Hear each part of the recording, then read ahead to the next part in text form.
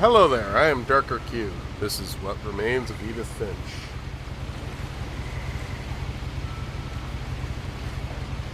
I'm not sure I've got the audio right for this. I find this game a little loud at points.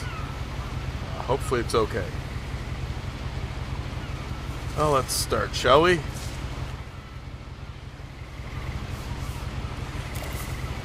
A lot of this isn't going to make sense to you, and I'm sorry about that. I'm just going to start at the beginning, with the house.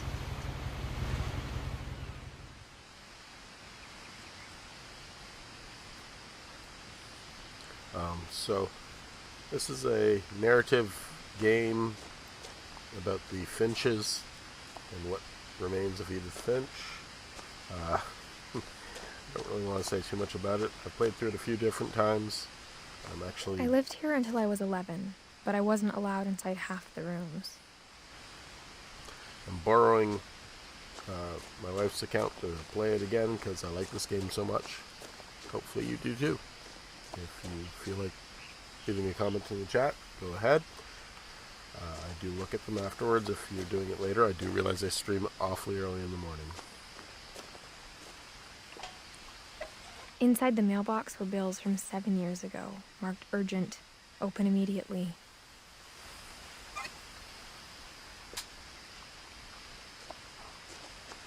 I hadn't been back since my brother Lewis's funeral. So at points I'm going to have a hard time talking because there's a lot of triggers that start voicing, and I do know the character talks a little quietly. Also, my allergies are still bothering me. Please bear with me. I'll try not to sneeze. In her will, my mother left me a key, but didn't tell me what it unlocked. Maybe she thought I'd know. Or she thought that the mystery would be enough to bring me back. I do like the signboard. I kind of want to get the achievement, so bear with me here. I'm going to go both ways.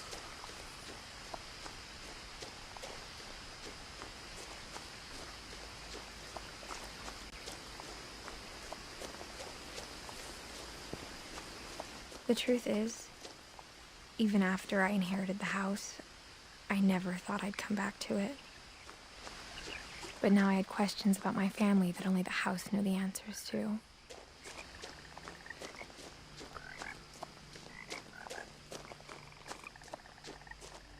I really like some of the phrasing in this game.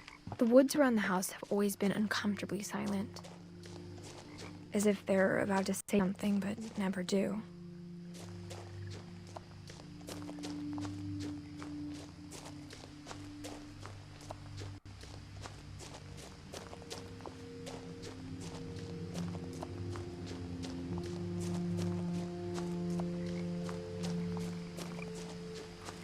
The house was exactly like I remembered it, the way I'd been dreaming about it.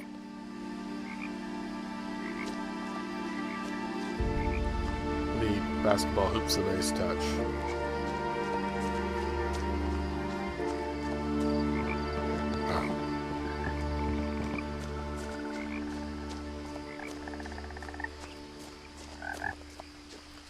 One of my favorite things in this game is this.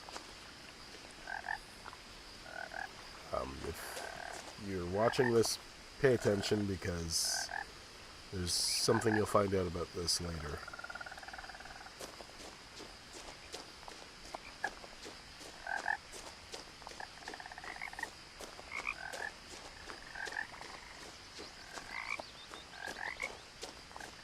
As a child, the house made me uncomfortable in a way I couldn't put into words.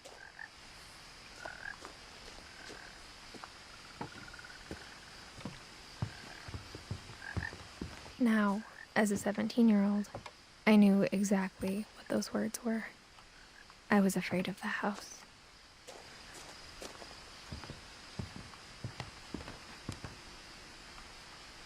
I hoped the key might unlock the front door.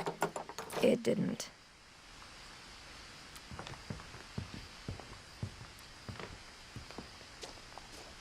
Obviously, having played it before, I knew that would be the case, but wheelchair ramp, also a nice touch.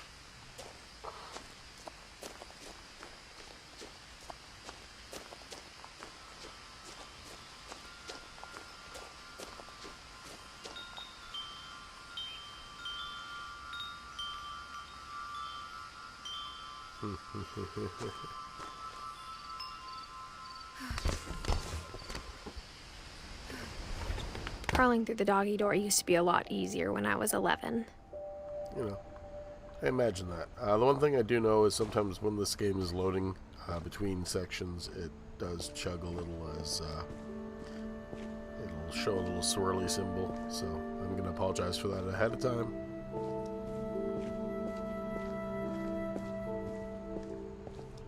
For the first time in years, I felt like I was home.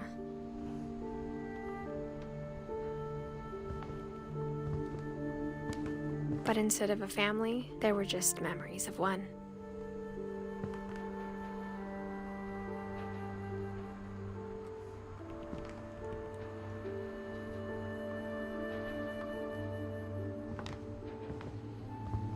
Like how only one restaurant would deliver to our house, so we had Chinese a lot. Or how after Louis started working at the cannery, we all got sick of eating salmon. Except our cat, Molly.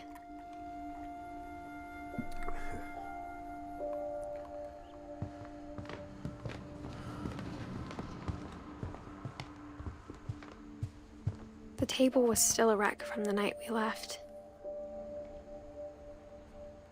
It was like a bomb had gone off, killing everyone but sparing the furniture. Again, phrasing in this game sometimes pretty on point. Nothing in the house looked abnormal. There was just too much of it, like a smile with too many teeth.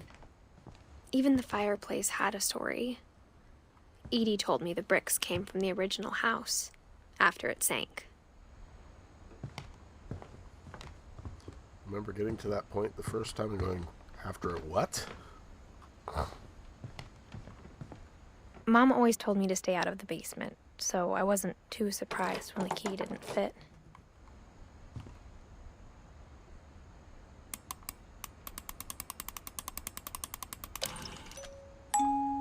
Great-Grandpa Sven built a music box for Barbara, along with the rest of the house.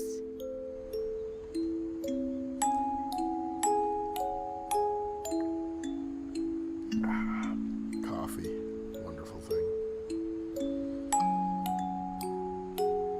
Especially when you're streaming at 5 in the morning.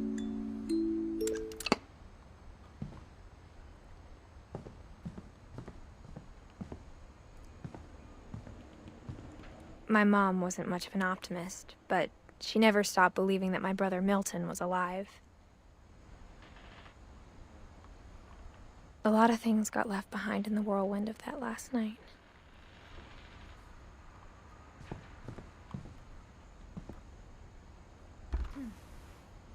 Edie told me once that every Finch who ever lived is buried somewhere in the library.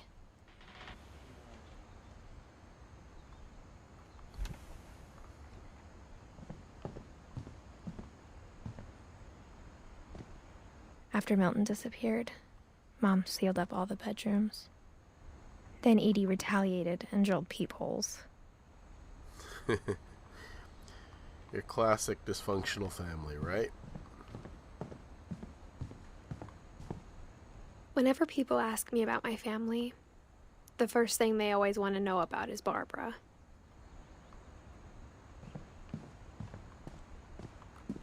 Mom must have locked the third floor stairs on the night we left.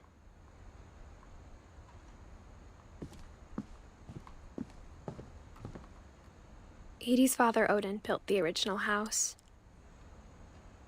I think he looks kind of like Ben Franklin myself, but you know. Barbara was a child star for 2 years, until America grew out of it.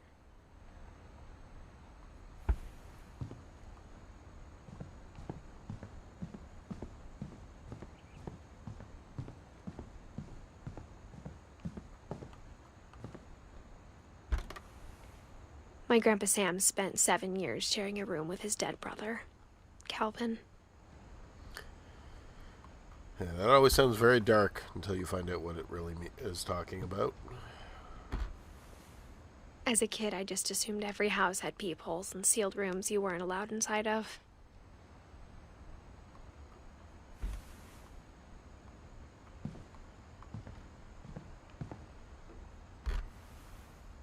The last time I was in Edith Sr.'s room, I was 10 and she was painting my portrait.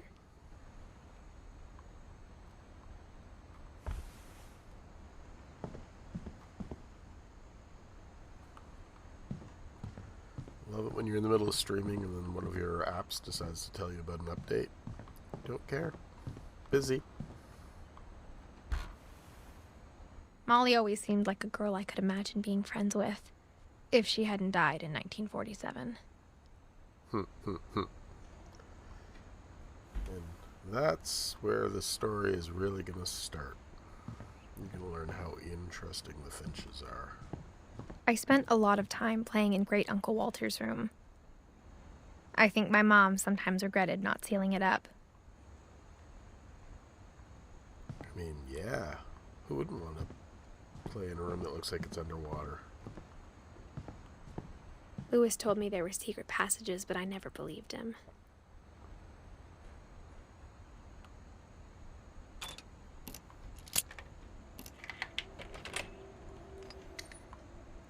Turns out, my mom was really good at keeping secrets. Here we go. Now it was time to find out what my mom had been afraid of.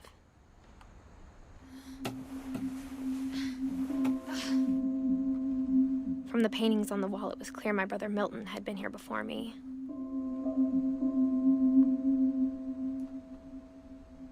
Reading this, maybe it sounds like I had a plan. But I had no idea what was behind that door.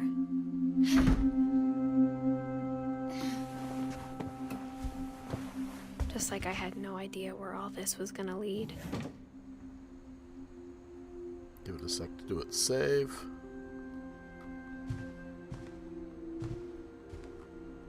I grew up looking at Molly's room through the peephole.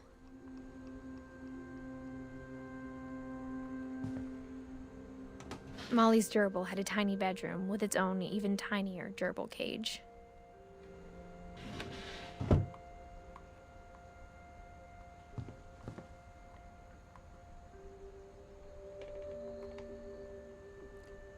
Some good titles on the books in this room. Being inside for the first time, I felt like I'd stepped behind a painting.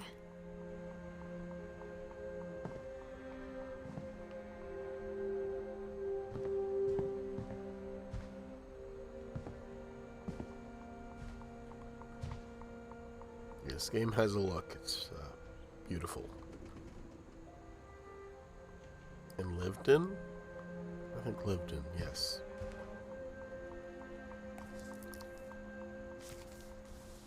December 13th, 1947. Dear Diary, I'll be gone soon, but I wanted to tell somebody about what's gonna happen. It started when Mom sent me to bed without dinner. I woke up and I was starving, so I looked around for something to eat.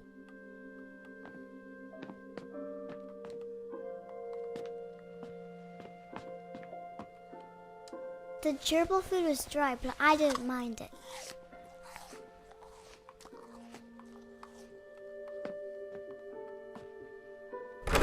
Mom, can I come out now? Sweetheart, it's late. Go to sleep.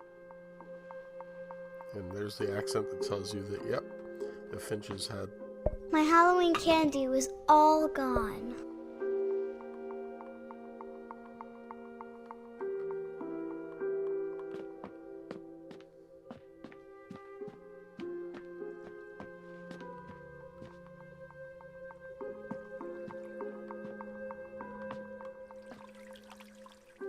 I thought about eating Christopher, but I held back.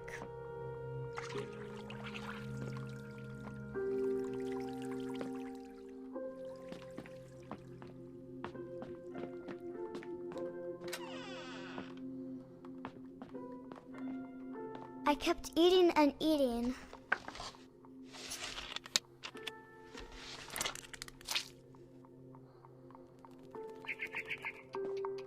I ate a lot of things that night. Nothing that looks edible to me, but, you know.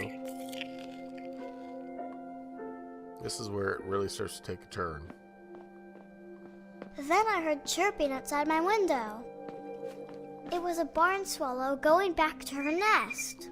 I reached out for her.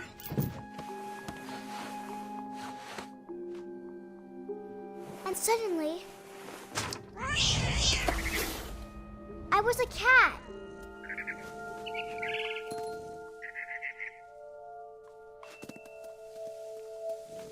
I tried to be quiet, but the bird was really scared.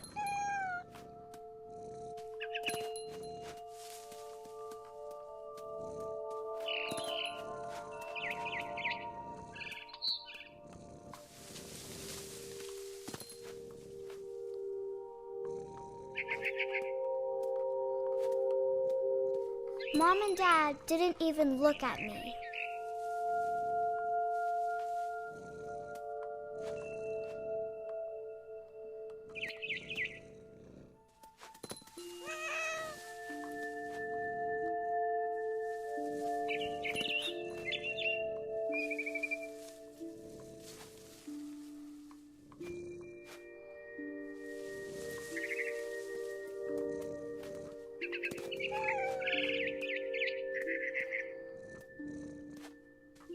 I jumped and I almost got her.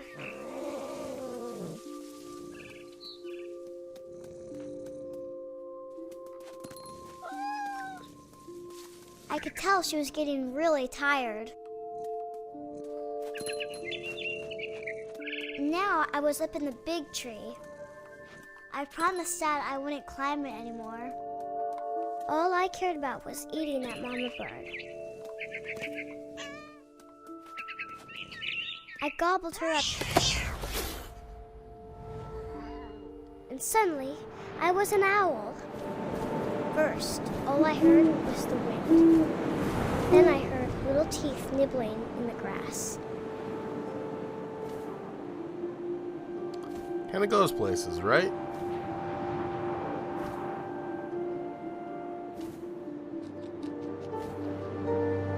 Rabbits.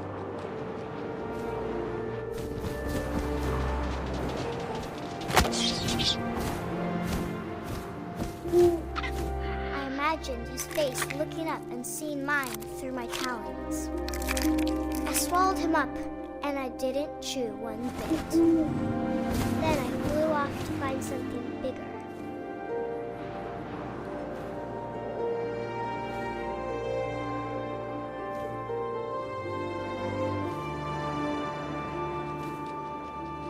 A mama rabbit.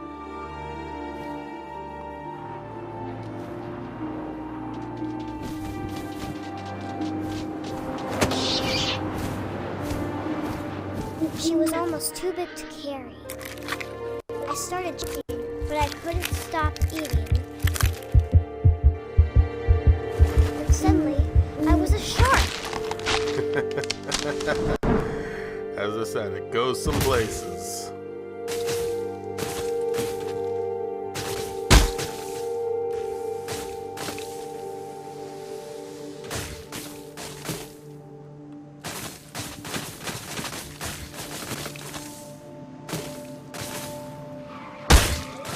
I rolled off the cliff and into the ocean. Now, I was hungrier than ever.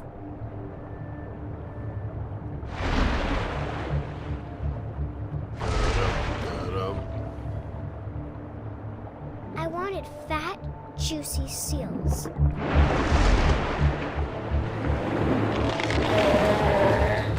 I tore off her flipper, and it tasted really good.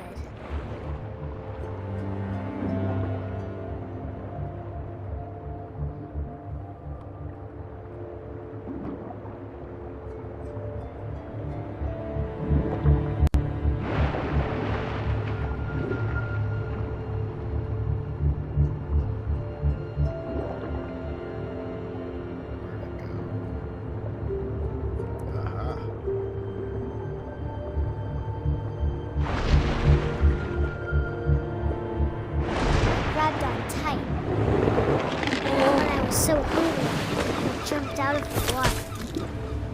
When I opened my eyes, everything had changed.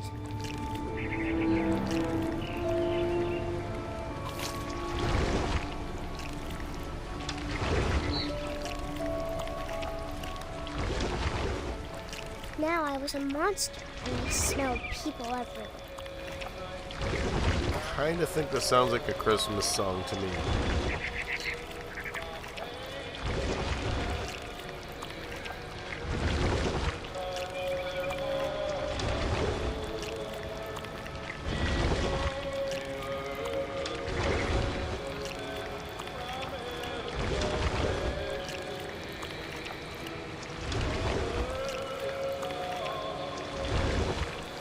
I was big, but I moved real quiet.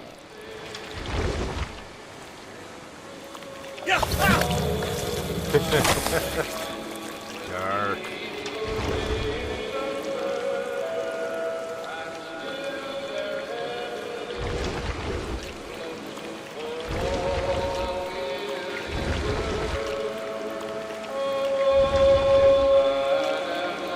I wanted to stop, but also I didn't.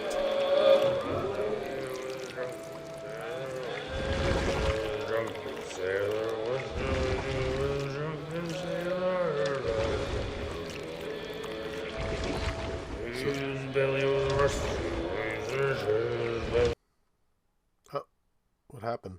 I might have had some network issues there.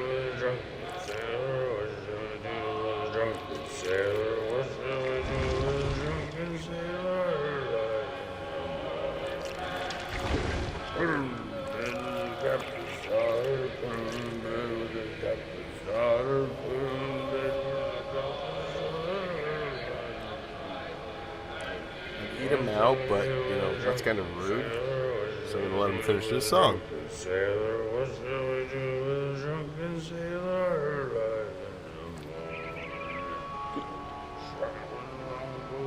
Also, if these are the actual lyrics to this song, I didn't know them.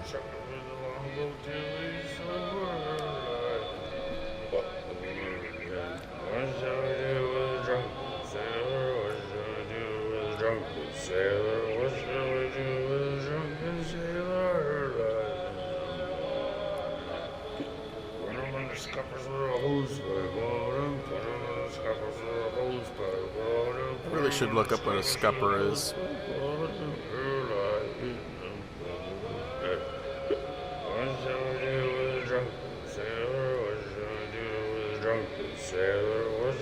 Again, if you're in chat on either Mixer or Twitch, feel free to say hi.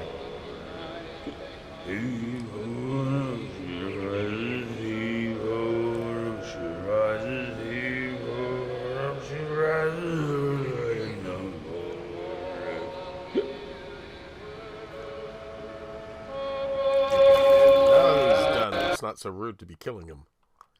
Yeah, and I might be having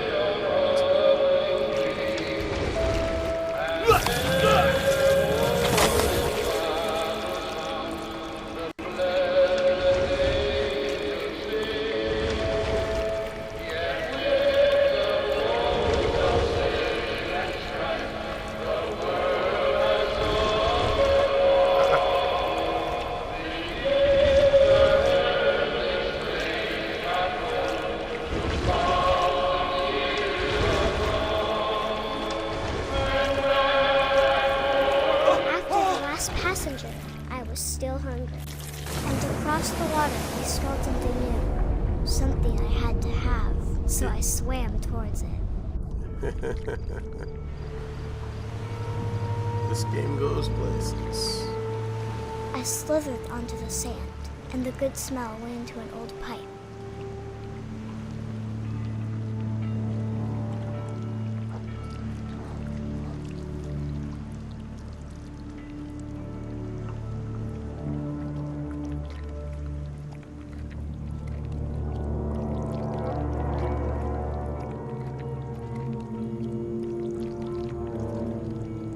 I got closer and closer.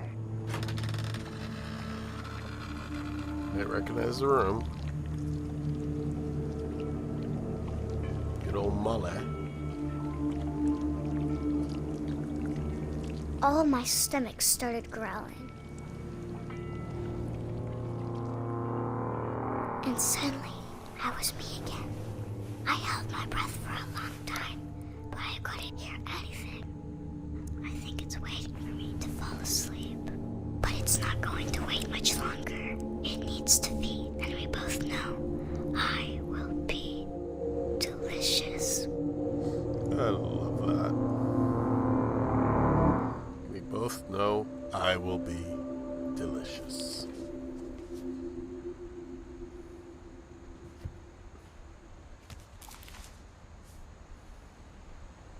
I'm not sure if I believed all of that, but I'm sure Edie would have.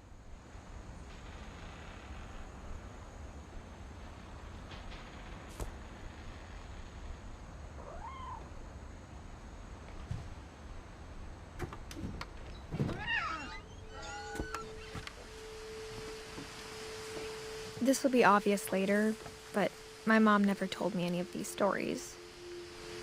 Edie would have, but Mom didn't like bringing up the past. Though, when we adopted a stray kitten, she was the one who named it Molly.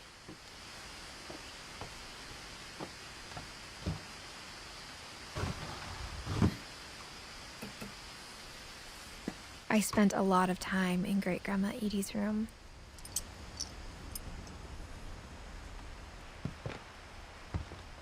We got along, and it was a good place to hide from my mom. There we When go. Edie told people Sven was killed by a dragon, she could also have said he was building a dragon-shaped slide that collapsed. She could have, but she didn't. Dragon kills Finch, you know, it's great. You saw the wreck of the slide down there.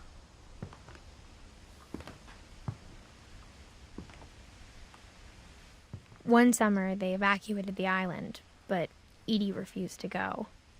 For a few weeks, she was a celebrity. I hadn't thought of myself as Edith Jr. for a long, long time. Edie gave a big interview about a mole man living under the Finch house. My mom was furious. Gotta be honest, her mom sounds like a stick in the mud. Louis died a week before we left, but Edie had already started to memorialize him.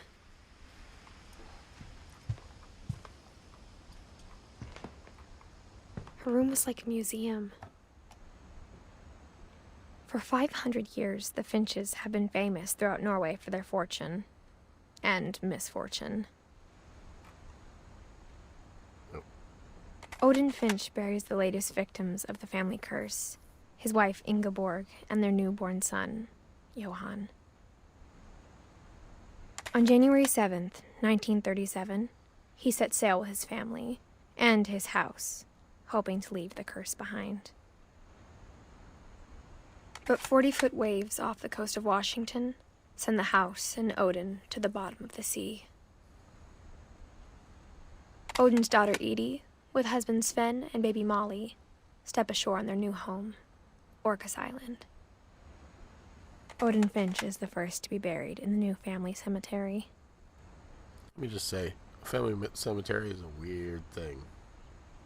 His daughter Edie is already dreaming of a new Finch house.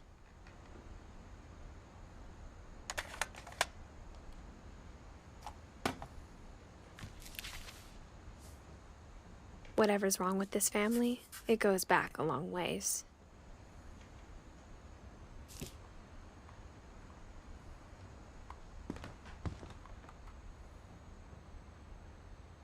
Again, great titles, even if sometimes they're repeated.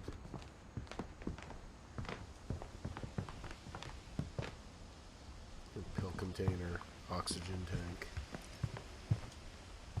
papier-mâché shark. Even in her 90s, sometimes Edie seemed a lot younger than my mother.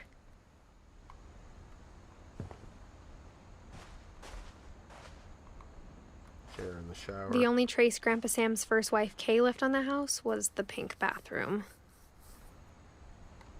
It was a pretty big trace.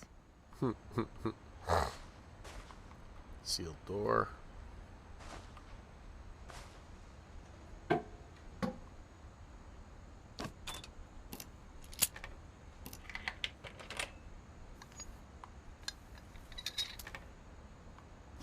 There's a secret in this bathroom.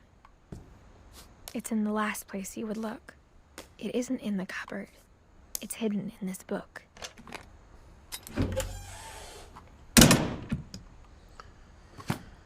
I love how weird this house is. Sven gave Sam an old camera he'd refurbished. He never put it down.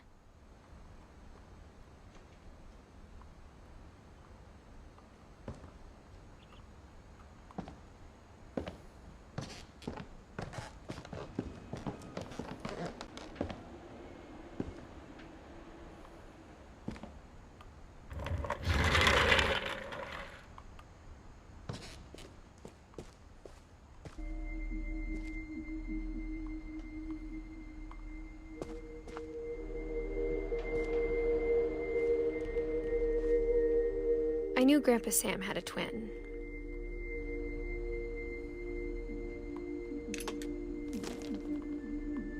And that he never talked about him.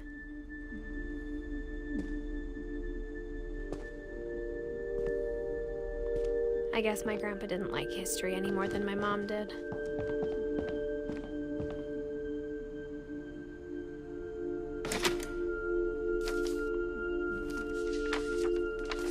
How I Want to Remember My Brother by Sam Finch. The thing I remember is that when he made up his mind, that was it. My brother said he'd die before he ate another mushroom. And he did. At Barbara's funeral, we swore we'd never be afraid again. And he wasn't. I think Calvin always wanted to fly.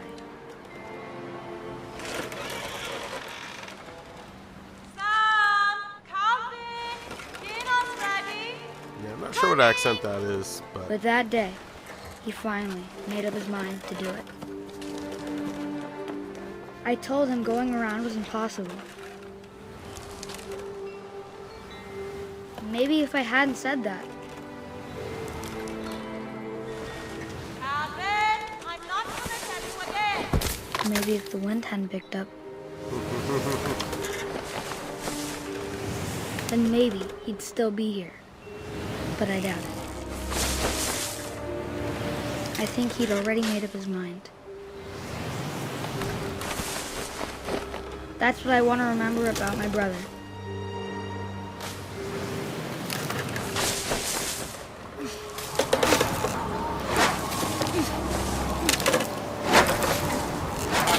The day he made up his mind to fly. And he did.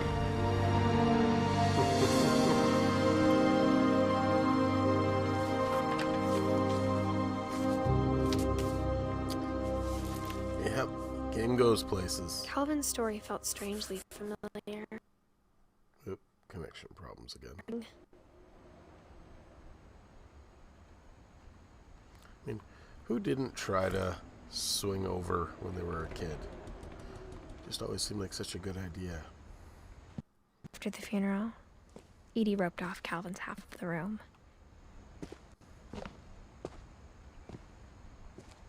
Mom said Grandpa Sam enlisted 18 and never set foot in the room again.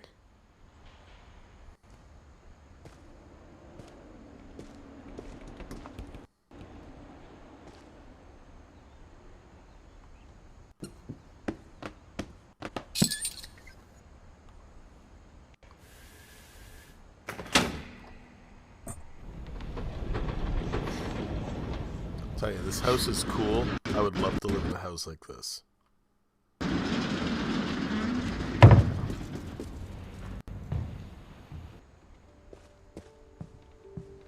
The passages were a pretty tight fit. They'd obviously been built for smaller hands and bellies.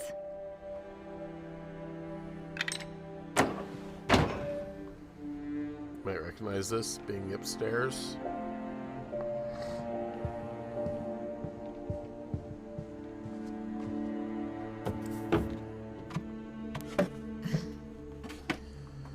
Growing up, I always thought of Barbara as a child star.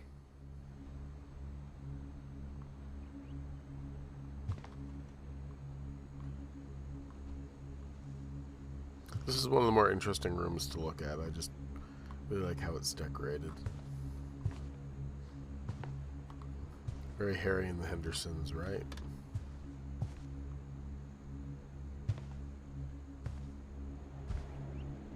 I never thought about how hard it must have been for her afterwards.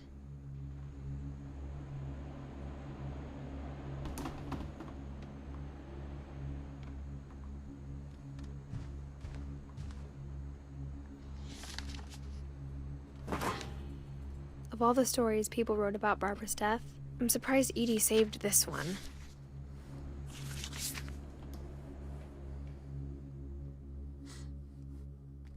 Old Jack here with another ghastly tale inspired by America's most unfortunate family.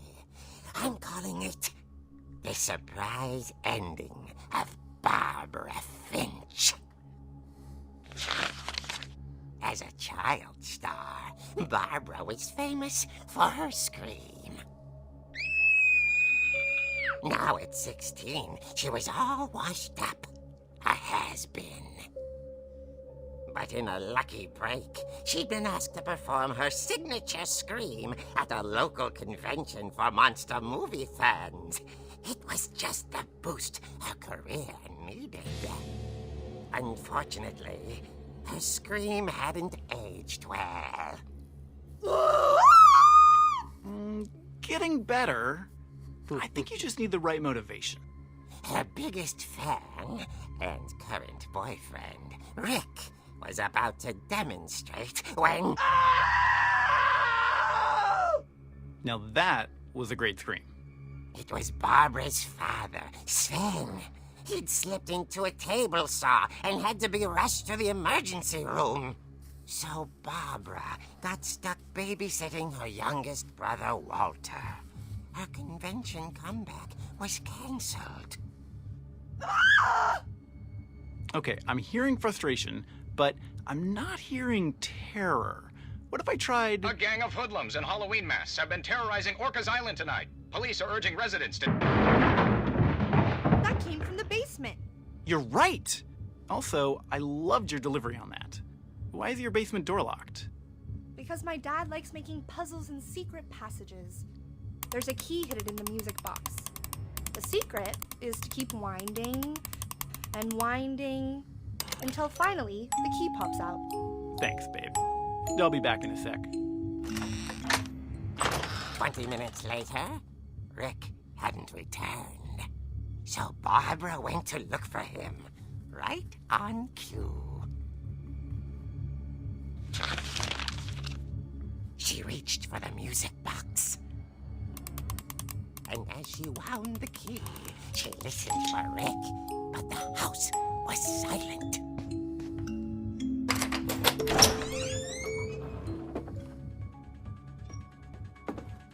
Very psycho music.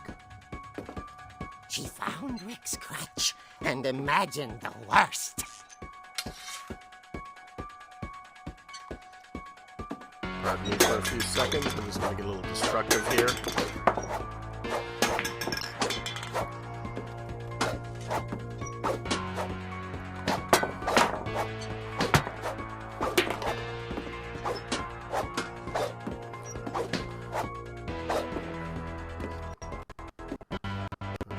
Should be a Chivo. Yeah.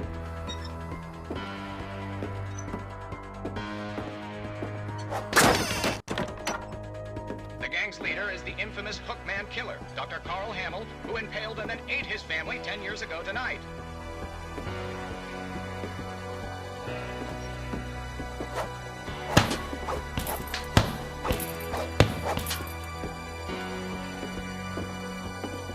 The old fridge rattled and grew still. Oh dear! Oh! Rick? Barb, relax. I was just trying to scare you to help you find your scream. Well, I'm not scared, Rick. I'm furious. Then act furious. All I'm getting from you now is that you're hurt and confused and you're... She threw him out, but she kept a little something to remember him by. Barb, have you seen my other crutch? And she was still holding it when she fell asleep watching the late picture show. Hours later... Barbara! Walter, what's going on up there? Ah! Okay, I'm coming up, but if this is a trick, you're dead, Walter.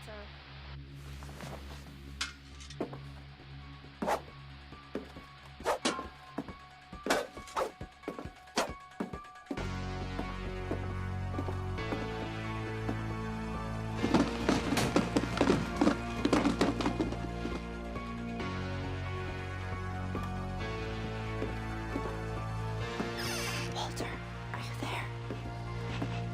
Walter had vanished, but his bedside radio was still on. Orcas Island police describe the man as 6 feet tall, with a steel hook for a hand. Residents are urged to lock all doors and windows and notify the police of any suspicious activity. Barbara turned, saw the hook man, and was speechless. He was quite smashing.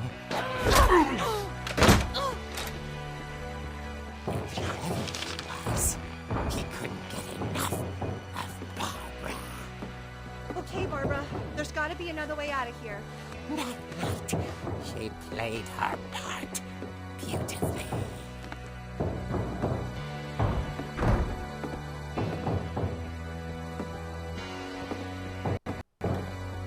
Molly's door hadn't been opened in years. The hinges groaned.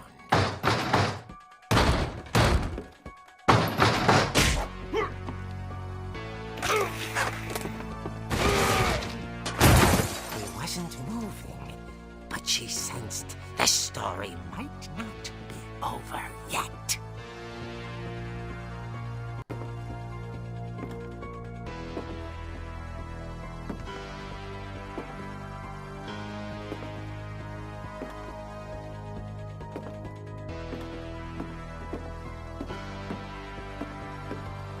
The hookman had vanished. She listened for his breathing, but all she heard was...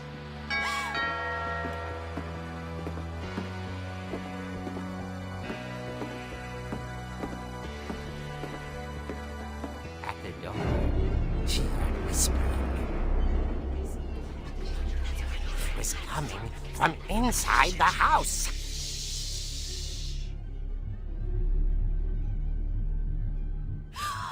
Oh dear.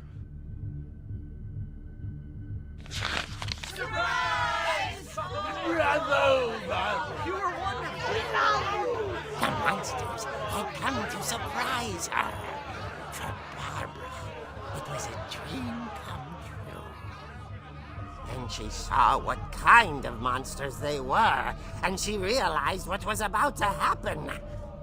She was going to be famous. And with her final breath, Barbara Finch gave the performance of her life.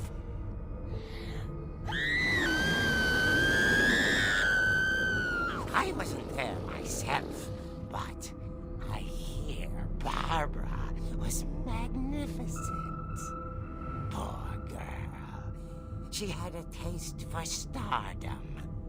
But unfortunately, so did her fans. Of course, the police blamed it all on poor Rick, who disappeared the same night. And little Walter? Hiding under his bed the whole time. He took it all pretty hard, but that's another story. As for Barbara, tucked inside the music box is all they ever found of her. Her ear. Now that's what I call a real eerie tale. Ba-dum-bum.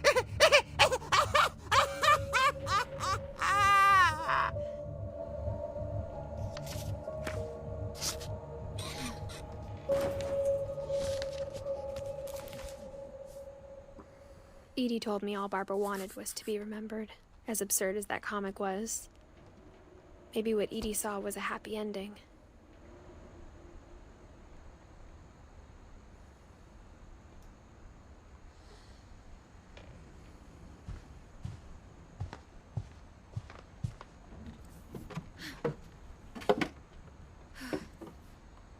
I guess now I know why Mom didn't like me playing with the music box.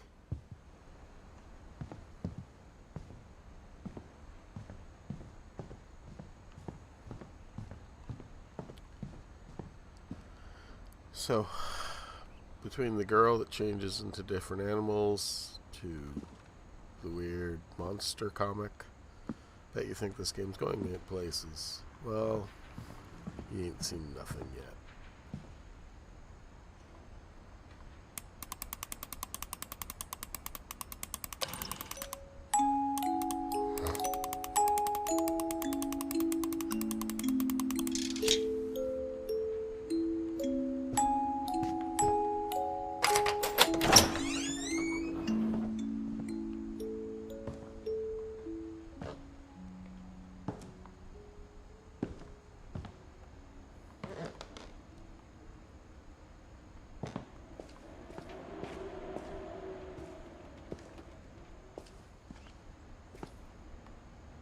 Mom said the basement was off limits, unless I wanted another tetanus shot. Is a model for the dragon slide. I saw Edie sneak down to the basement once, carrying packages.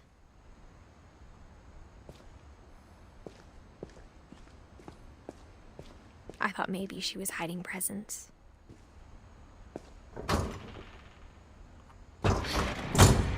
It turned out she was hiding a lot more than that.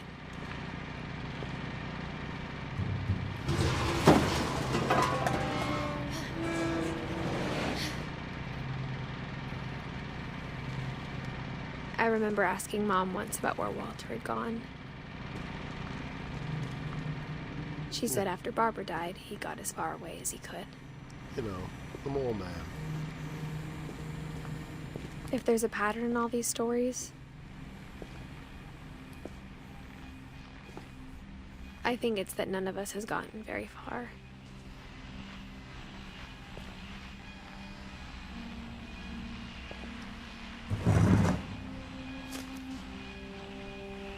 Goodbye, everyone. I can't believe I've been down here for 30 years. On that first day, after the shaking started, I didn't think I'd survive the week.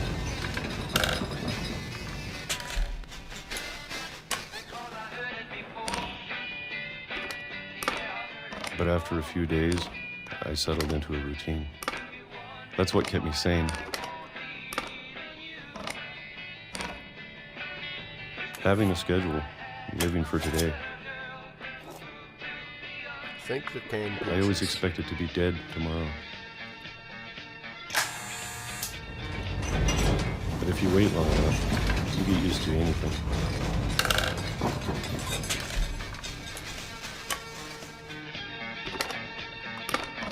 Even a monster on the other side of the door starts to feel normal. Sorry. Almost friendly.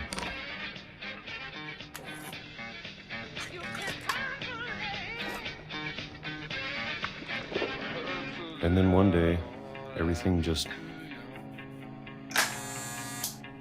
stopped. Whatever that thing was, it was gone. Maybe it got tired of waiting. Or maybe I just got tired of being afraid.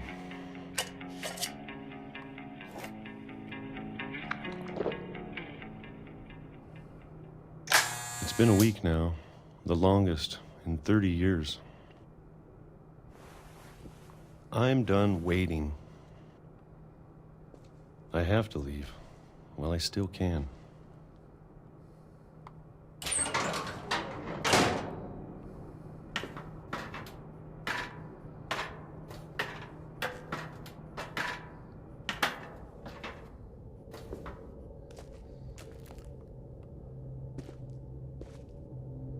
I know it's out there, somewhere. Whatever killed Barbara and Molly and Calvin. Maybe this is all a mistake. But I need to stop living the same day, even if it kills me.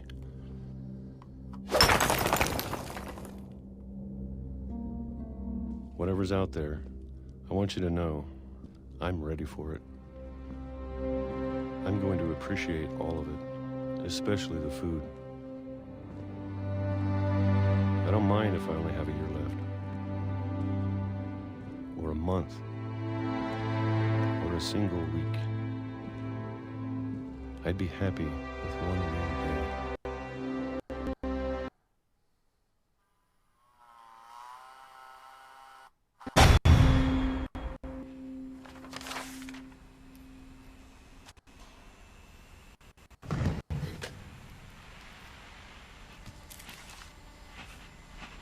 Walter died when I was 6. I can't believe my mom never told me he was down here.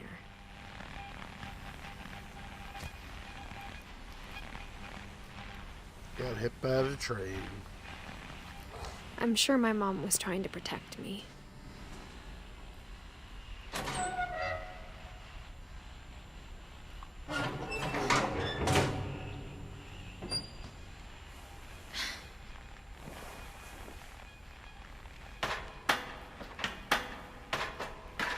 Maybe she was afraid I'd end up like Walter. But if she never told me about an uncle under the house, I can only imagine what else she was hiding. I don't want to make the same mistakes she made, trying to bury something that's still alive.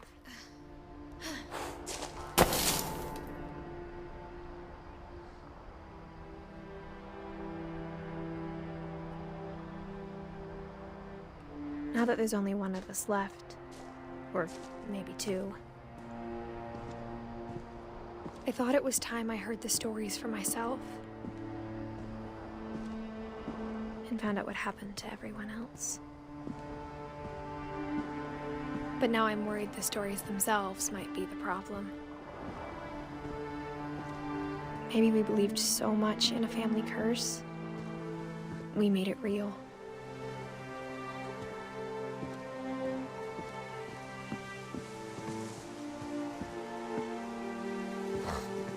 If you look out the water, you can just see I don't know if I should even be writing this. the top of the old house that's sunk in the water.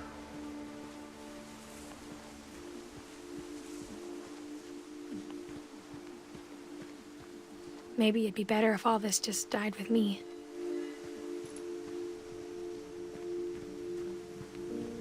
But I thought you should know about your family. No, the lights are staring the crap out of me. And the history you're a part of.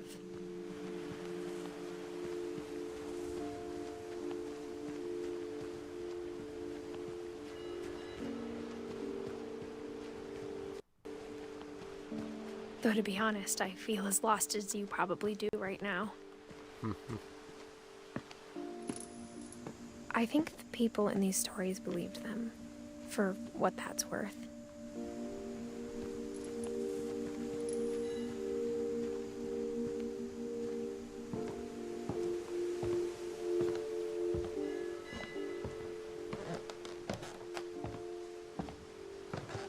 Such a good, dark, strange story.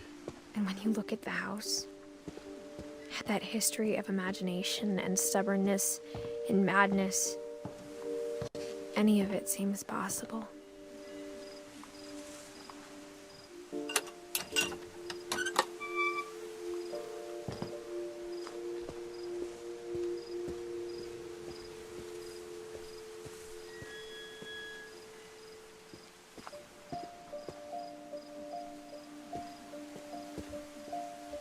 I think we've been surrounded by death for so long, we've just gotten used to it.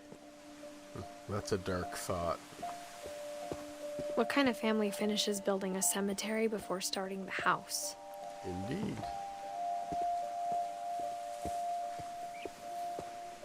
It's embarrassing for me to admit this, but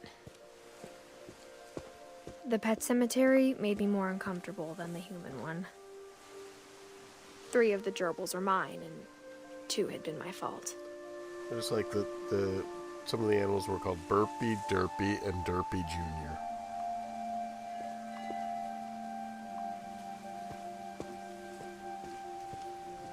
Sven built the house, but it was Edie who designed the cemetery. I really like the memorial for Molly.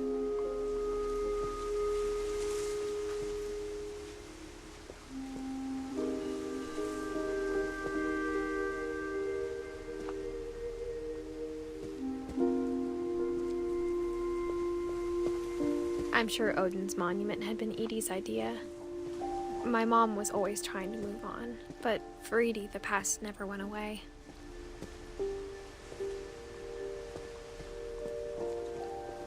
She could see it poking out of the water at low tide.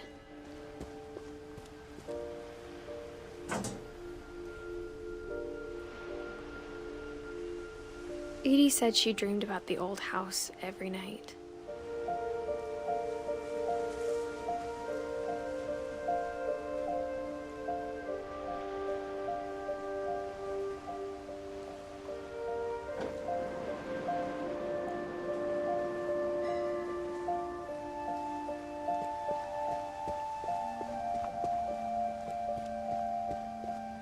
Edie's side was always easier for me to understand. But the older I get, the more I can see where my mom was coming from. Her dad had been pretty strict, but it wasn't enough to save her brothers. She was just trying to do better. She lost 2 of her brothers, just like I did. I get why she tried so hard to protect us. There's so many things I wish I could ask my mom now. Part of me thinks this is what she wanted all along. For me to come back someday and find everything out for myself.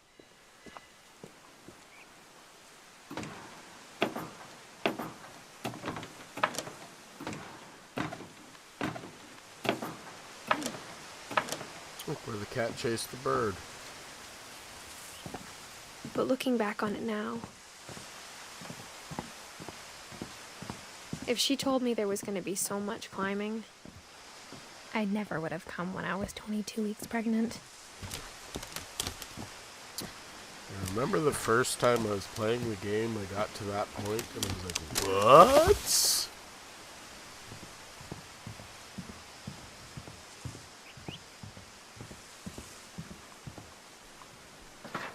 I never met Grandpa Sam, but I think he and my mom had a lot in common.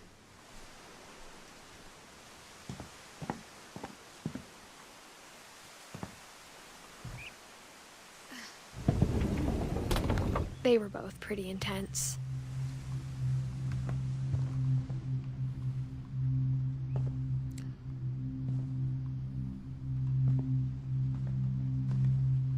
Cameras and guns. I know which this one is.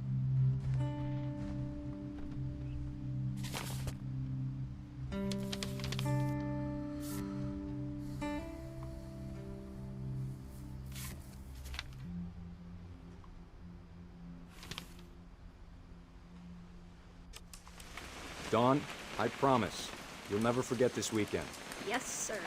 These memories are gonna last a lifetime. Perfect. It's gonna rain the whole weekend, isn't it?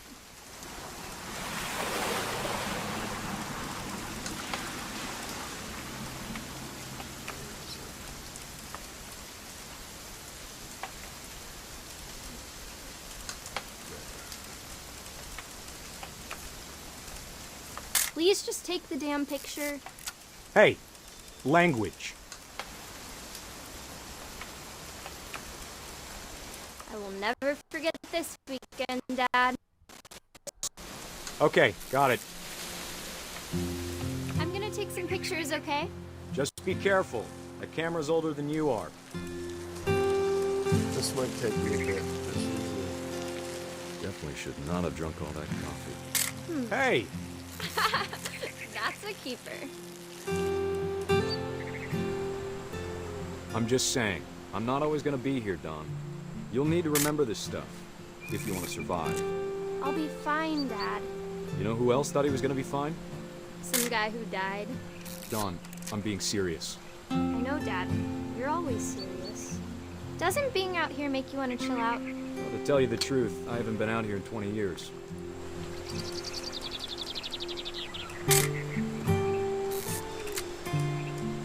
This is kind of where I start. Last time I was with my brother Calvin.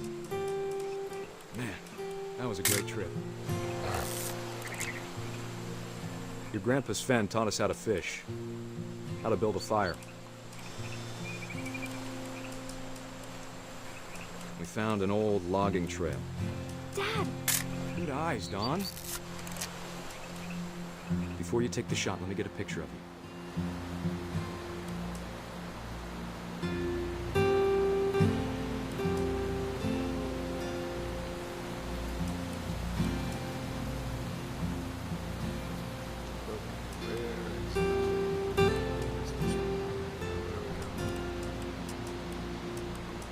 Dad, Let me get behind you. do I have to do this? Don, you don't have to do anything. But if you want to survive... Great shot, Don!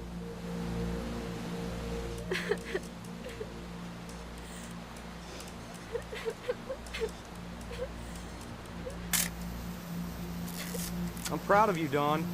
Always remember that, okay?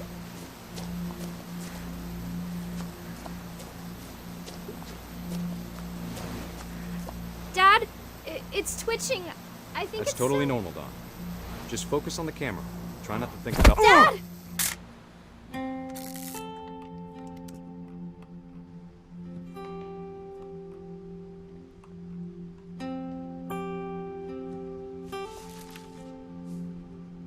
Of all these stories, that's the one I wish most that my mom had told me.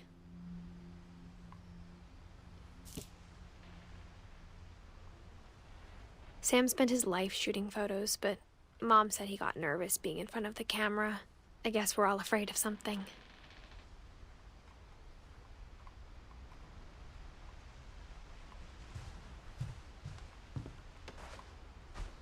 Instead of hiding from death, Sam seemed to go out of his way to meet it.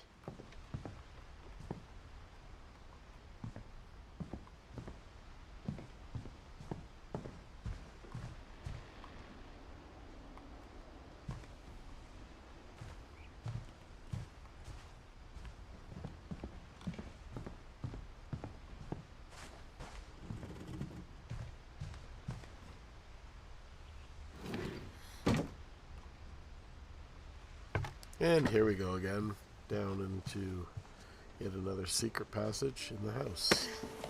After Sam died, my mom and Edie got really close. They'd both lost a lot. I just want to say the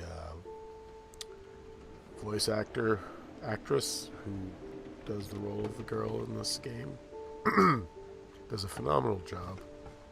She has the right tone.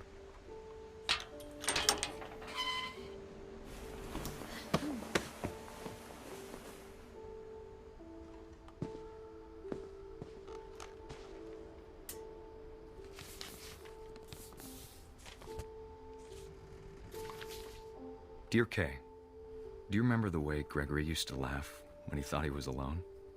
Like something funny was happening, but only he could see it.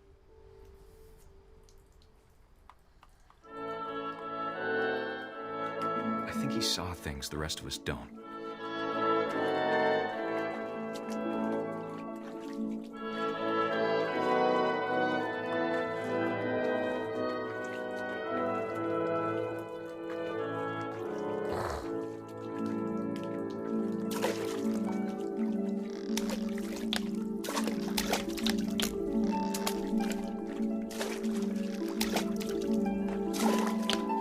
That's over, Gregory. It's time to... Hold on, sweetie. Hello? Sam, I told you I don't want to talk right now. I wonder what he saw.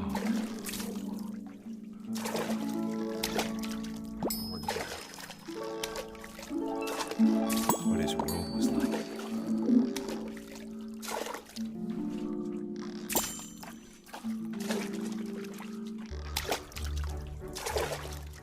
He reminded me so much of Calvin.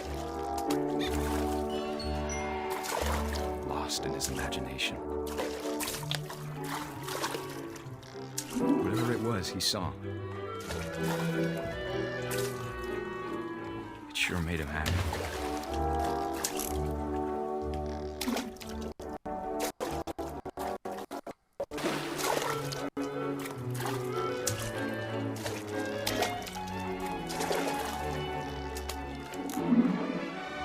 I know how silly it sounds.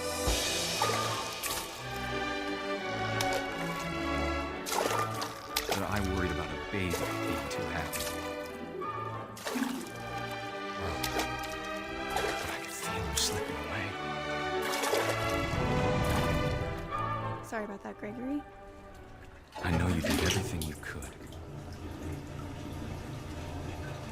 Maybe if I hadn't called that night. Damn it. I wish he could have told us about the world he saw.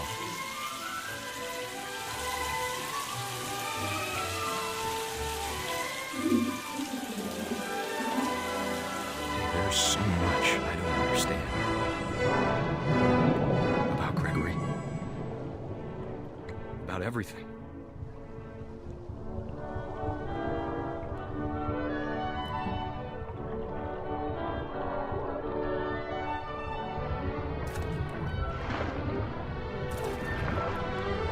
But I know what happened wasn't your fault.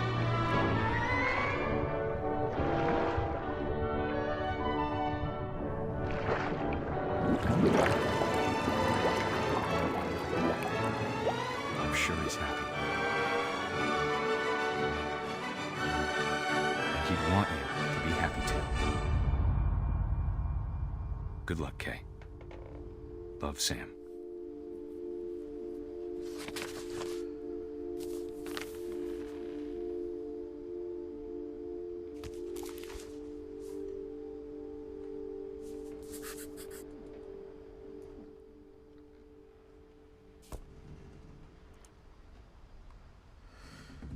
Yeah, that one always makes me just a little sad.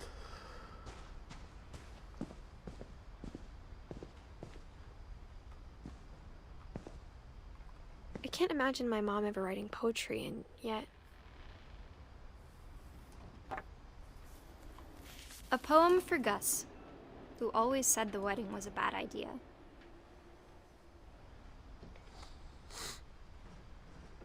Allergies are fun. Our father never hit us kids, at least not very hard, before the day my brother said with teenage disregard that he'd be dead before he'd see a wedding in our yard.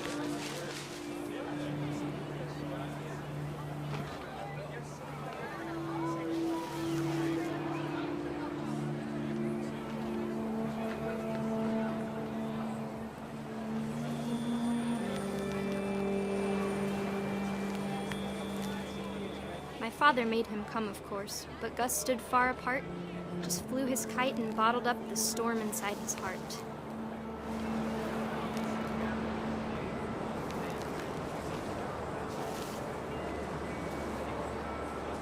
I tried to talk him out of it, but though he'd never met her, "We don't need a stepmom," were the words that I now pronounce you husband and wife.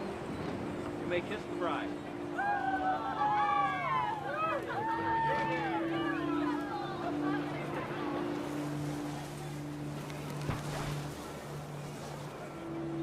When the time for photos came, Dad ordered him to come here.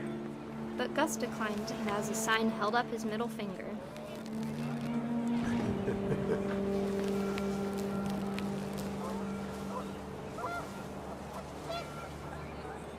The wind picked up and panicked geese appeared and quickly went. But all the humans did that day was go inside the tent.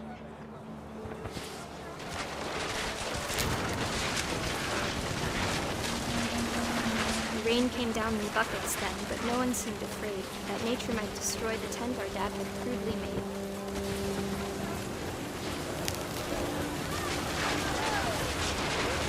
The thunder sounded much too close and full of angry power. But all my father said to this was, "Make the music louder."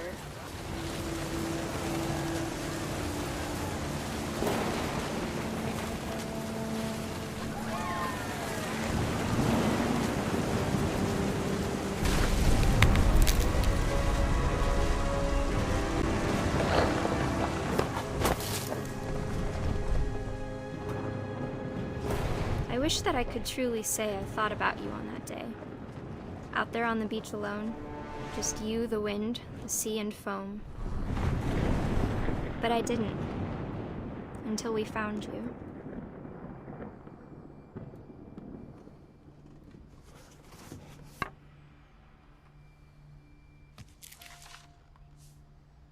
She never talked about him, but Mom told me once if I was a boy, they were going to name me Gus.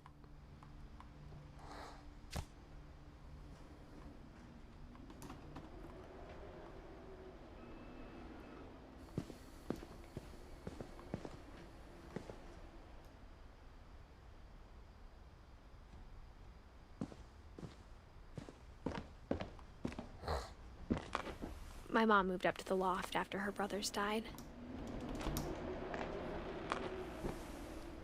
At the time, it was as far away as she could get.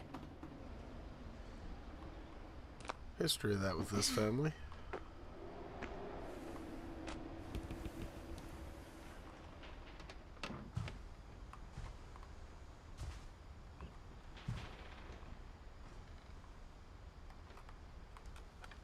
Religion was another thing my mom never talked about, but I think it helped her a lot after her dad died.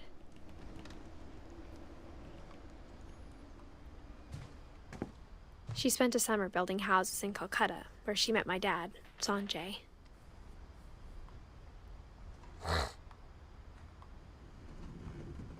My mom moved to India a week after graduation and got a job teaching English.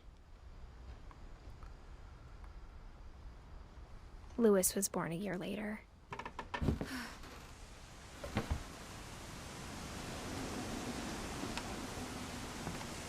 When my dad died, I don't think Mom knew where else to go.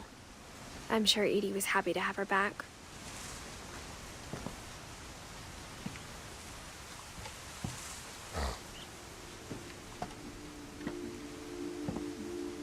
The house had to get a little bigger, but Edie was used to that.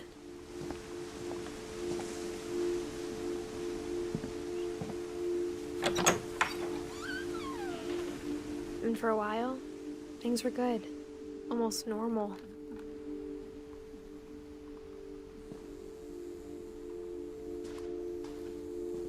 But it didn't last.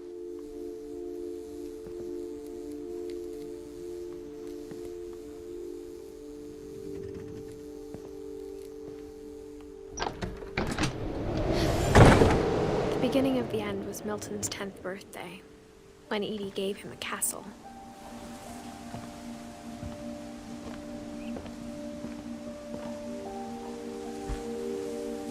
After Milton disappeared, the only thing he left behind was a room full of paintings.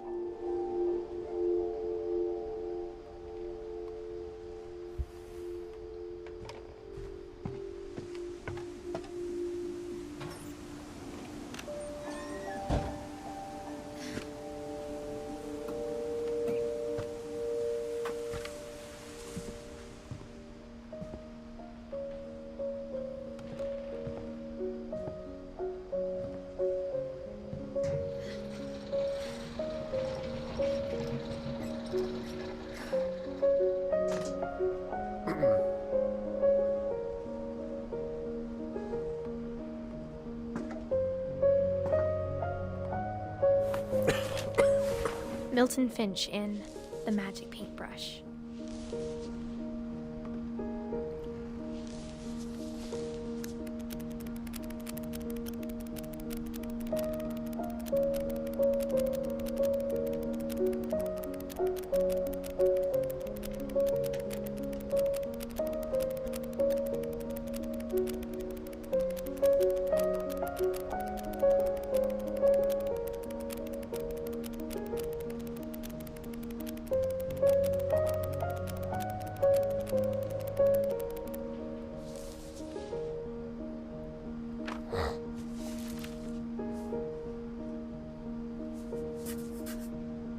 was 4 when Milton disappeared.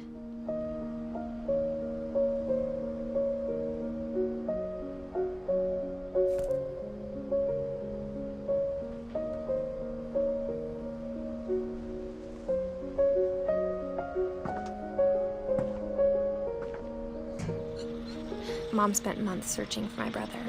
Then she sealed the doors.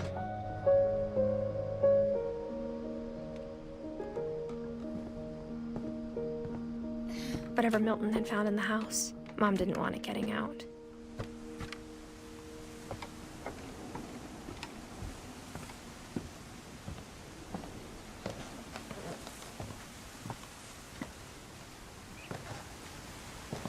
Mom definitely blamed Edie, but I think Louis blamed himself.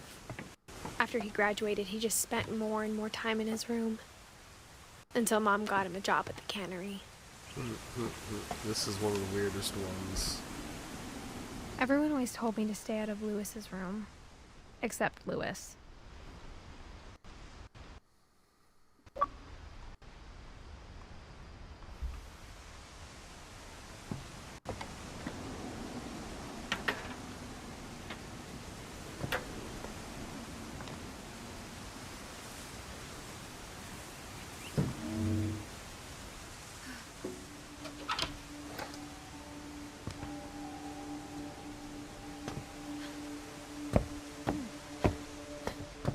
Louis's room smelled very, very familiar.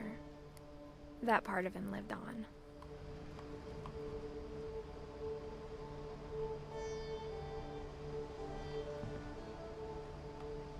Louis and I spent a lot of time playing games together, but he was surprisingly bad at them. He died a lot. The Wonderland Turbo. There's a game system.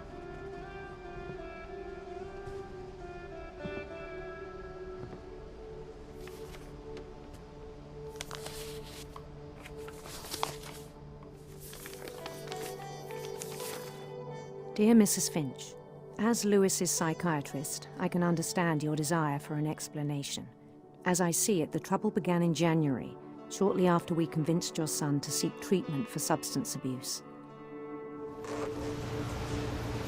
Newly sober, I believe Louis first noticed the monotony of his daily life.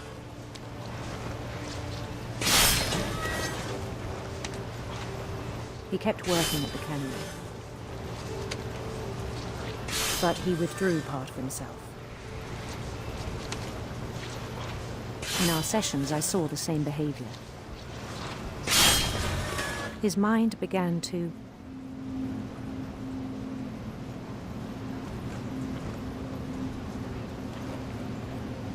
wander. I asked him to describe it. He said he started small, imagining a labyrinth. He'd feel his way about. Then something moved. Bats. And toads.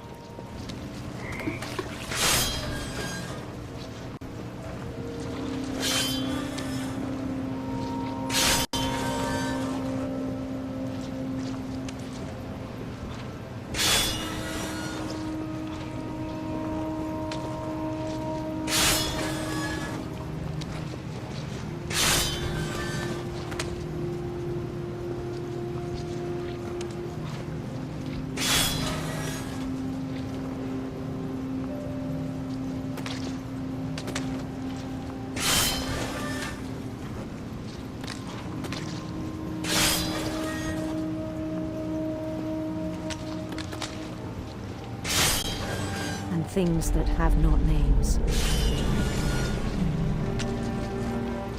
He knew it was all in his head.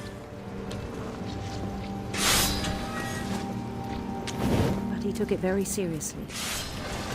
I had hoped he'd find himself.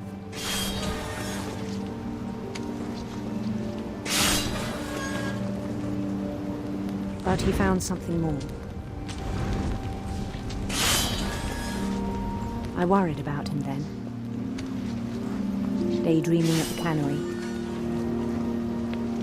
I spoke with his boss. But he said Lewis had become a model employee.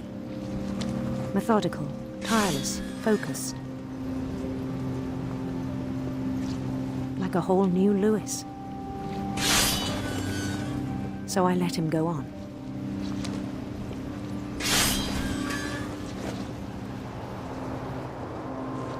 I even encouraged him. It seemed very promising at first. He told me he'd made a new friend.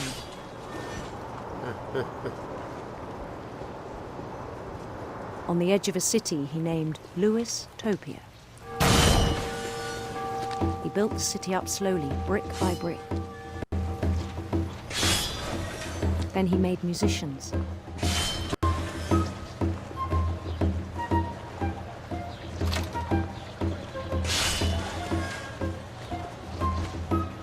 And songs for them to play. He talked about starting a band. And he was always humming something. Every day his imagination grew stronger.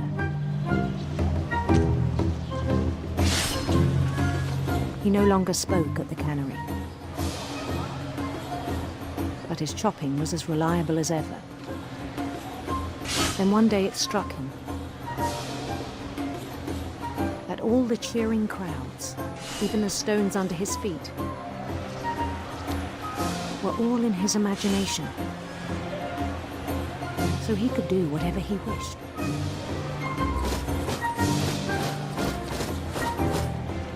He held an election for mayor. And he won.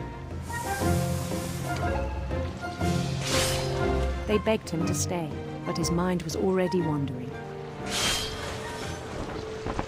It became a game for him.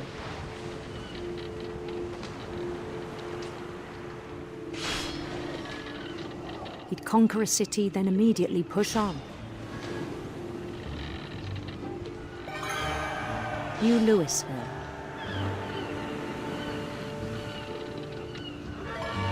St. Louis.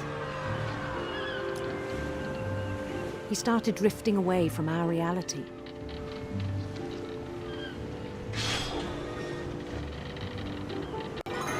Minneapolis.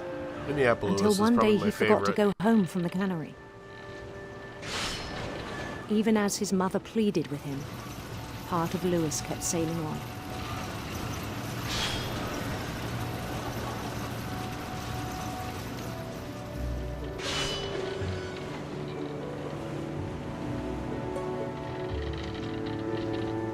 In Lewisburg, he heard rumors of a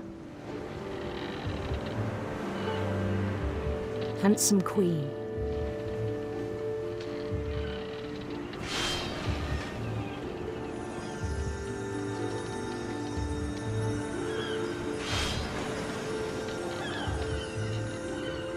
The queen was on her own quest for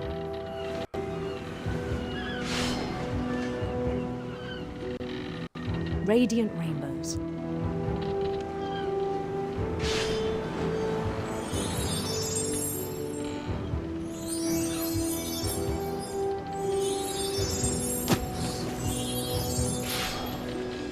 He followed the sound of her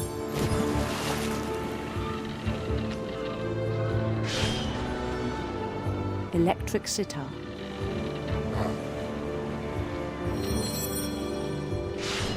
This one.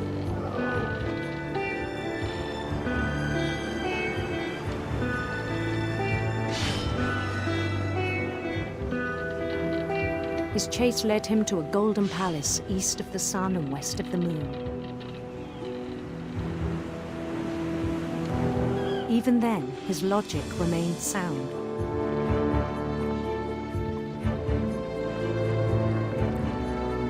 He knew the world was all in his imagination.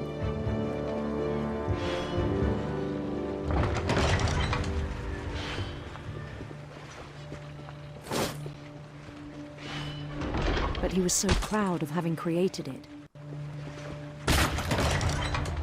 In his own eyes, he'd become something greater than a king.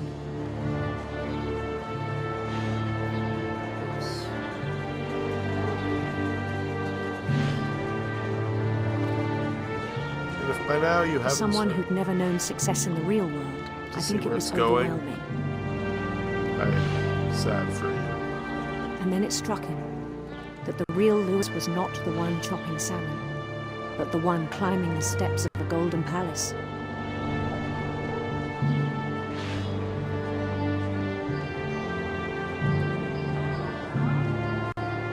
My imagination is as real as my body, he told me. It was hard to argue with him.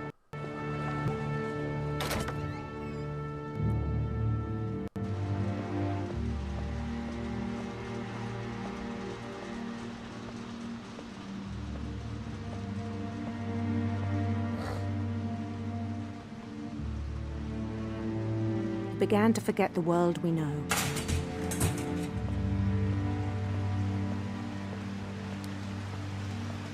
I think it pained him to remember Lewis, the cannery worker.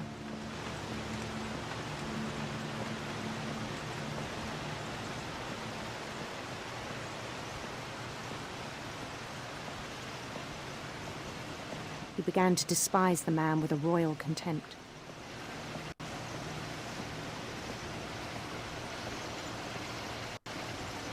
I still thought I could save him.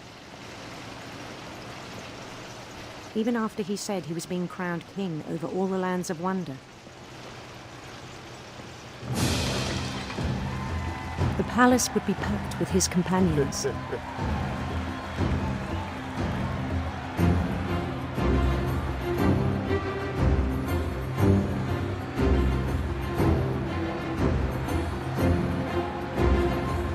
Including the wise Calico who'd insisted on inviting me.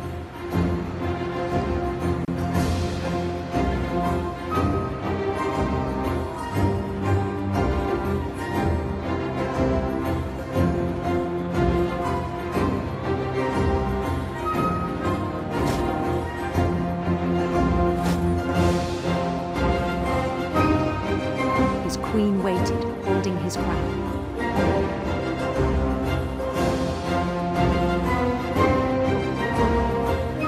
There was only one thing left to do.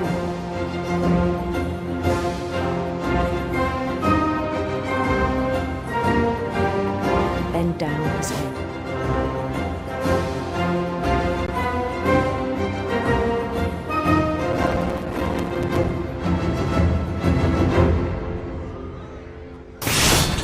And the rest I think you know. Mrs. Finch, your son was a kind man who will be missed by all of us who knew him.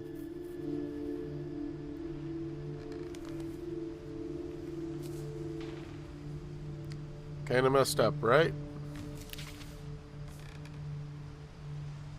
My brother was really cool.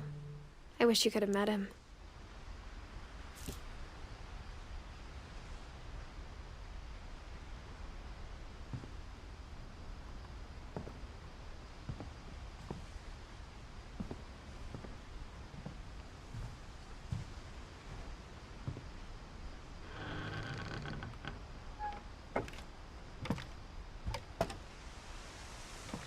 On the way back from Lewis's funeral, my mom told me to start packing.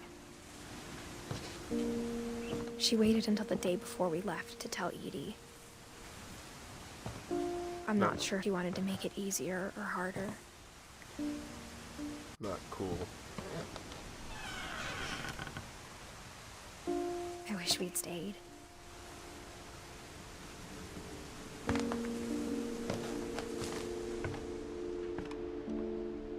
But I understand why we left.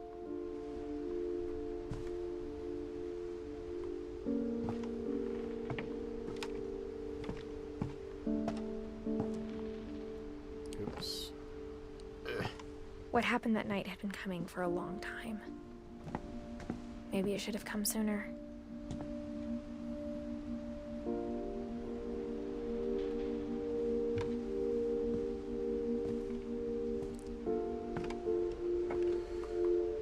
But it had to end one way or another. All that's left now is to tell you about that last night.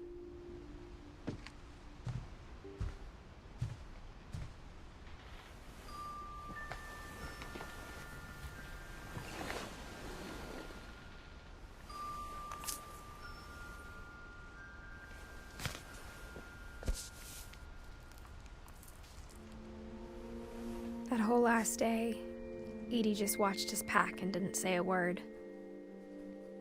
Until supper, when she raised her glass and said, "To our final night together, and all our final nights apart." Grandma, you know what I said about alcohol. Some of your medications are very Edith, specific. I left a present for you in the hallway. Why don't you go open it? The grown-ups have to argue now. I'm sorry, you're right. We're all leaving tomorrow. Let's just enjoy our last... I'm not leaving. Edith, you're excused.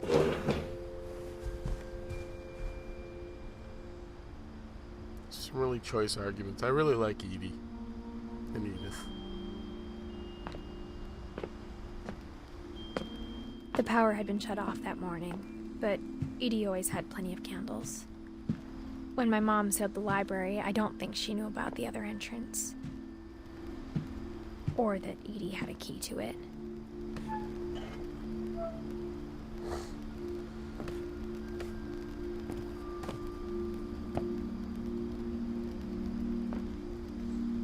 That thing you're afraid of isn't going to end when you leave the house.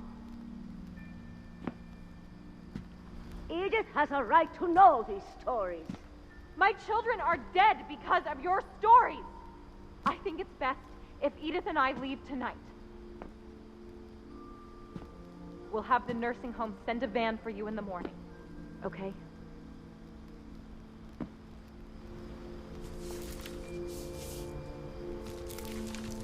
Dear Edith, there's so many stories I wish I could tell you, but there's only time for one. This is about what happened on the night you were born. That night, the tide went way, way out. It was the first and last time I ever saw the old house aground. There'd been an earthquake out in the middle of the ocean. They called it the lowest tide in 1,000 years. God, it smelled awful. You know, I've seen that house every day of my life.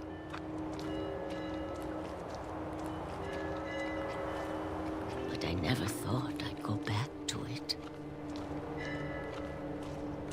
When the fog rolled in, I lost my way.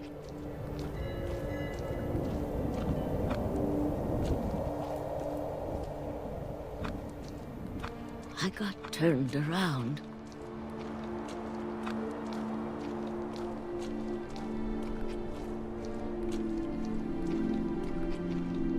For a while, I wandered.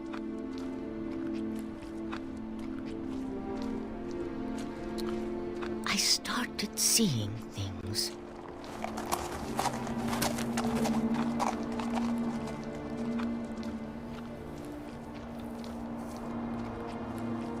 Things I'd forgotten had ever existed.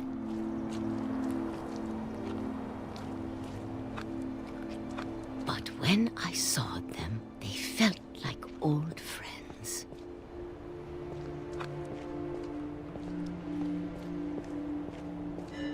That night, a lot of things came back to me. Or maybe I came back to them.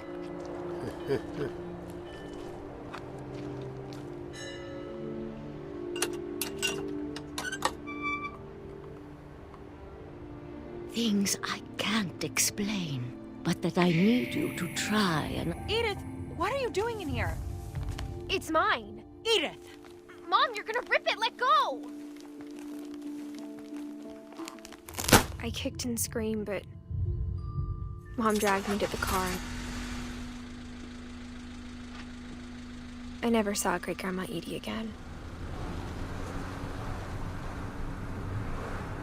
The next morning, the van came to pick her up, but she was already gone.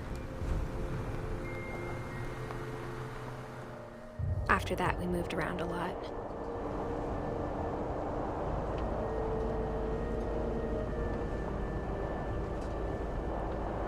We both tried to make the best of it.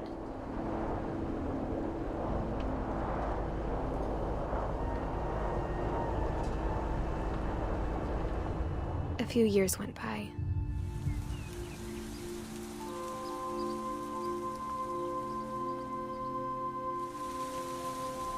My mom didn't like to talk about it, but she started getting sick a lot. The rest happened pretty quickly. She got better for a while, and then she didn't.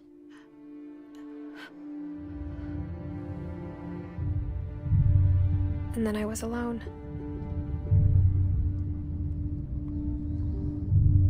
The last Finch left alive.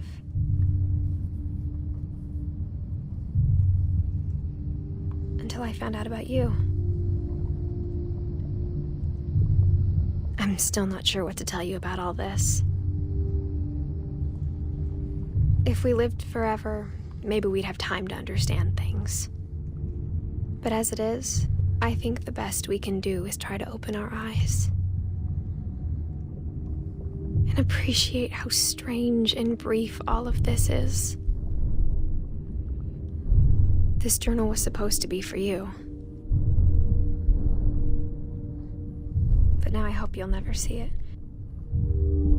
I just want to meet you. And tell you all these stories myself. But I guess if you're reading this now, things didn't work out that way.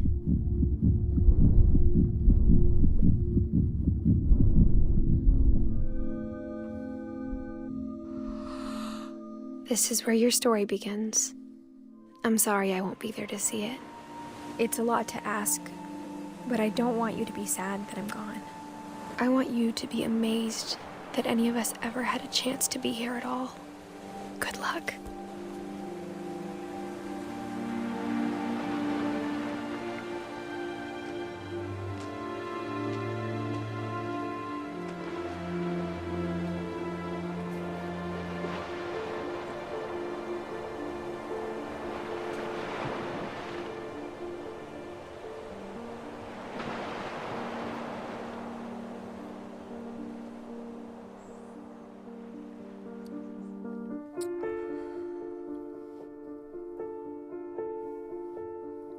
So, sorry, this game kind of gets to me a bit.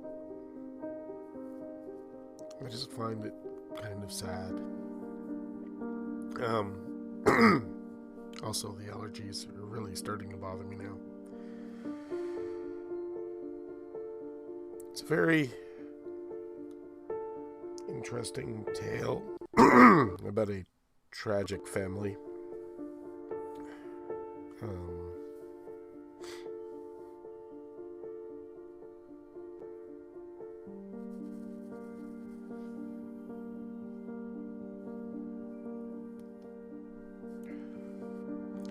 I like that many of the developers are pictured as children.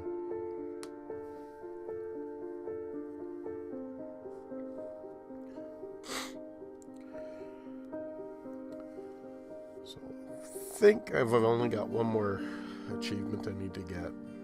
So I'm probably going to pop back in, if you'll forgive me, for 1 minute when the credits are done rolling.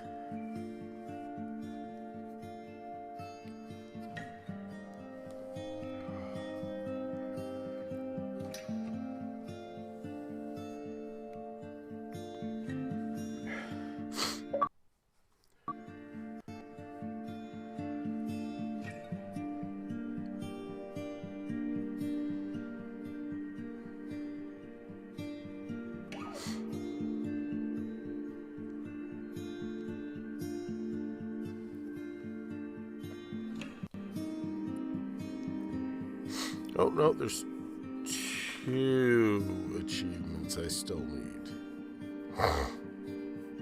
to finish this off. So, yeah.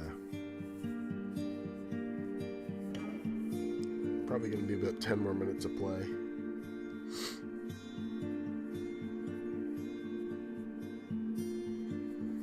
But that's okay. I have about 20 minutes left to my stream time, so that should work out.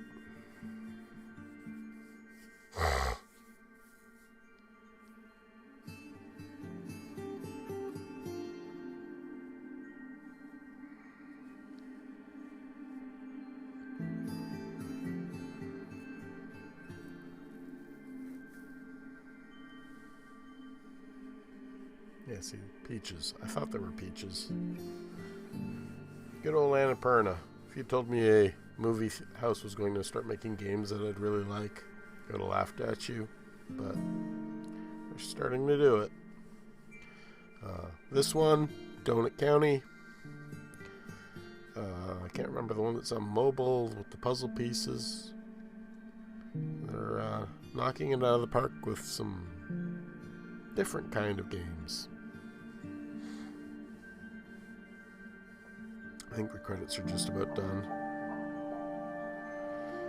One of the things I really did like about this game is a lot of music in it too.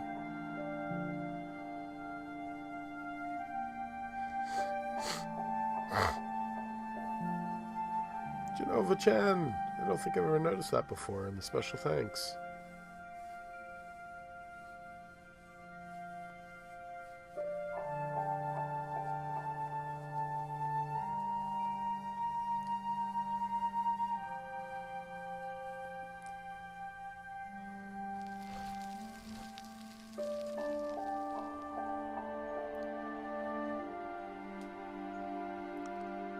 So now wait for it to tell me about the ability to replay. Select Edith to play from the beginning. Okay. So we want to do that first. Bear with me here. Doesn't take very long to get to where I need to.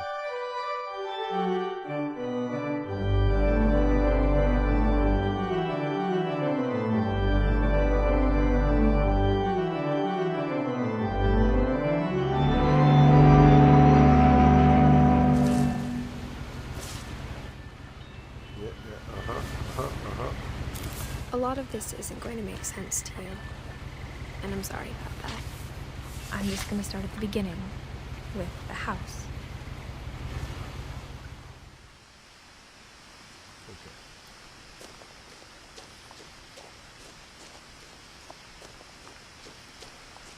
So 2 things I need to do to I lived here until I was 11, but I wasn't allowed inside half the rooms. The last 2 achievements. So the first time we went down, I hadn't been back since my brother Lewis's funeral.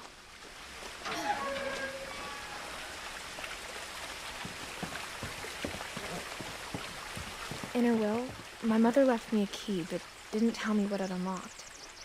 Maybe she thought I'd know, or she thought that the mystery would be enough to bring me back. so last time we went that way, this time we'll go this way.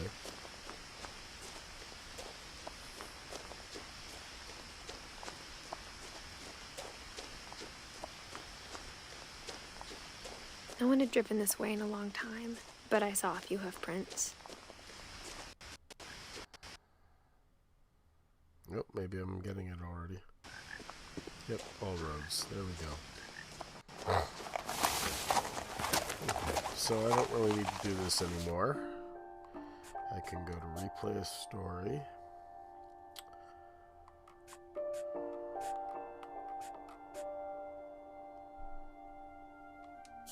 Because this is the only other one I need to redo, because you have to do it twice to get the achievement. I don't remember what it's called. Let's see if it works.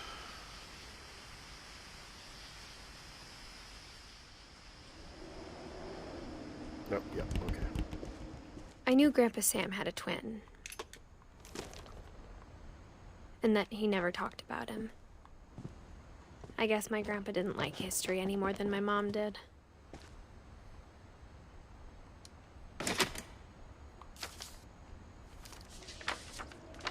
How I Want to Remember My Brother by Sam Finch. The thing I remember is that when he made up his mind, that was it. So, when I get this final achievement, that'll be it. And my usual sign off. Just... My brother said he'd die before he ate another mushroom. And he did.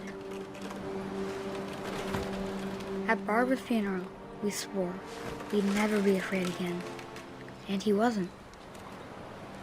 I think Calvin always wanted to fly.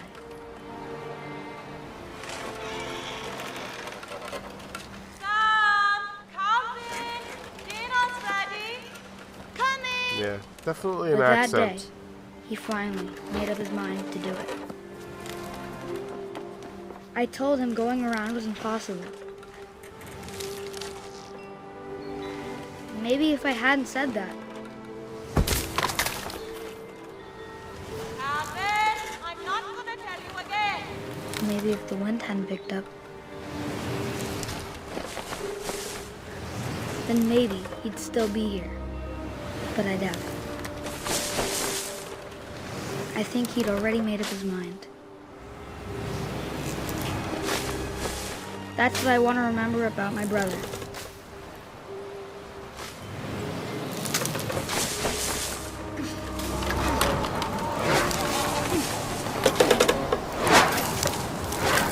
The day he made up his mind to fly. And he did.